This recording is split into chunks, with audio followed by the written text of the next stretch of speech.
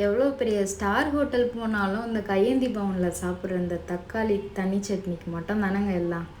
அதுதான் இன்றைக்கி எப்படி பண்ணுறதுன்னு பார்க்க போகிறோம். ஒரு 4 வரமிளகாய், பழுத்த தக்காளியை 5 தக்காளி சின்ன சைஸில், ஒரு 6 to 7 பல் பூண்டு, கைப்பிடி அளவு சின்ன வெங்காயம். நீங்கள் பெரிய வெங்காயம் கூட யூஸ் பண்ணிக்கலாம், உங்ககிட்ட எது இருக்கோ அது யூஸ் பண்ணிக்கலாம்.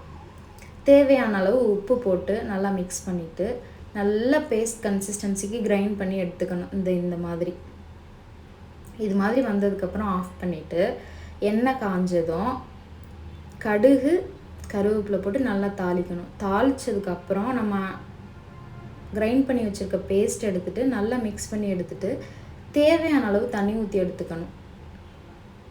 அதிகமாக ஊற்றிக்கலாம், அதனால் ஒன்றும் பிரச்சனை இல்லை, சூப்பராக இருக்கும். நல்லா அடுப்பை ஹை ஃப்ளேமில் வச்சு 5 minutes மட்டும் வச்சிங்கன்னா கலர் சேஞ்ச் ஆகிடும். இதுதான் கரெக்டான கன்சிஸ்டன்சி. ஆஃப் பண்ணி சர்வ் பண்ணுங்கள்.